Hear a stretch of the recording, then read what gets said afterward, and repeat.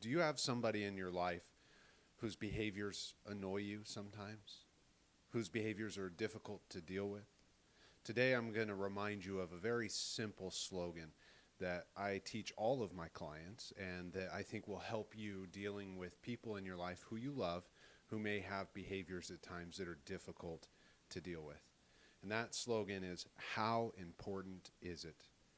Now, what's important to remember in your daily life is that your behaviors are important. The way you treat yourself, the way that you decide to behave in your daily life, the things that you choose to do, your job maybe, the people that you choose to associate with, those things are extremely important.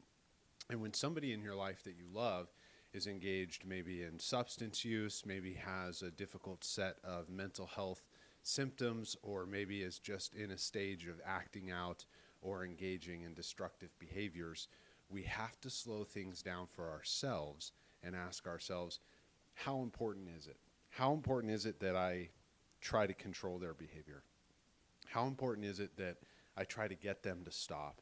How important is it that I get them to agree that I'm right? And the answer to that question is it's not important at all. That person isn't going to change their behaviors because we want them to. As much as we want them to, and as hard as that is to hear, we have to let go. We have to detach. And I talk with my clients in my clinical practice about this pretty much every single week. This concept comes up, especially early on in our work on our mental health, is that I have to take the emphasis off of the other person's behavior and put the emphasis on my own, which is a place where I do have some control. If I can start to prioritize myself, then when I look at somebody else's behaviors, I can really ask myself, how important is it for me to be involved in whatever it is that they have going on? And this can be really difficult because we do live in a day and age where substance use is on the rise. We live in a day and age where it's not just substance use and abuse. We're dealing with substances that are extremely dangerous, fentanyl being one of the most dangerous, I mean, probably the most dangerous, and it's heavily accessible. And so if you're dealing with someone in your life who's got a substance use problem, my heart goes out to you, but what we have to remember is that we can't control their behaviors. The consequences of their behaviors is what's ultimately going to lead them to the changes that they need to make. And in the meantime, we can keep them in our prayers and in our thoughts, and we can wish the best for them. And the good news is there is hope, right? And that hope comes in the form of recovery, and I work with those individuals as well in 12-step recovery to sustain sobriety and to obtain recovery. And I teach them as well, how important is it? How important is it to engage in the behavior that's destructive? How important is it to continue engaging in what we call character defects, right? Things that don't work for you but feel really comfortable but may cause conflict in your relationships. And that's not just important for the addict or the alcoholic to look at. That's important for the loved ones of the addicts and the alcoholics. It's important for the loved ones of a person with primary mental health symptoms going on to look and ask ourselves, how important is it that that other person live the way I want them to? And essentially, we do live in a society where we've been taught that we have a lot of control, and the reality is, for our own sake, our own mental health, we have to relinquish that control. And that's a difficult proposition to make. It's a difficult bridge to cross for a lot of people because we want that control.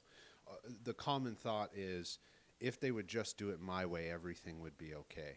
And the reality is if they did it your way, they probably wouldn't ever change, right? They probably would get worse. And I don't say that because your way is bad. I say it because it's not their way, right? Their way towards their higher power, their way towards sobriety, their way towards recovery is uniquely different from the way you would do it. And what we want to learn to do is to give the people we love dignity to find those things on their own. Because I tell my clients this, no adult likes to be told how to live their life. No adult likes that. You don't like it, I don't like it. The person that we love on the other end who's engaged in destructive behaviors doesn't like it. So we have to give them the dignity to live their own lives, to make their own mistakes. And a good way I've found to do that, and a good way that my clients have found to do that, is to ask themselves when they're in difficult situations, how important is it that I have my way right now? How important is it that I get my point across right now? How important is it that I get this person to change? The answer is probably not very important at all. And what is important is some compassion, maybe some understanding, maybe some boundaries, right? So that you're not engaged in that destructive behavior with them. And if you're interested in conversations on boundaries, check out some of my other videos where we talk about different types of boundaries, how boundaries work, how to set them. And believe it or not, asking yourself how important is it is a wonderful internal boundary, right? To check in with yourself and to see the pattern, right? And I think what I'll add on that is seeing the pattern of how many times have I engaged in trying to change someone's behavior to no avail. And when you see that every attempt that we've ever made didn't change the other person's behaviors, that they just continued behaving the way that they were behaving, is a really wonderful way to start to check ourselves. It's a really powerful way to start to see that I don't have any control over another person, that I am my primary objective and I need to take care of my own needs. I need to take care of my daily tasks. I need to make sure I am in a healthy place, and the rest will follow. And I want to encourage you, because it can be really, really hard to let go of someone else's behaviors.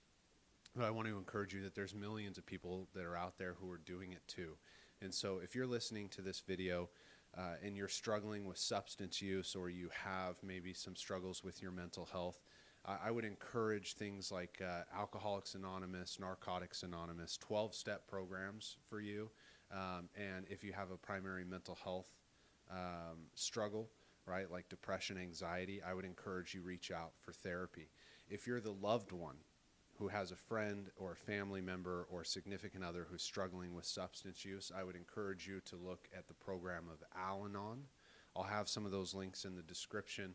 And these are programs of people who are seeking solution and who are utilizing healthy boundaries in their relationships. And I would highly, highly encourage those programs. But those are just my thoughts.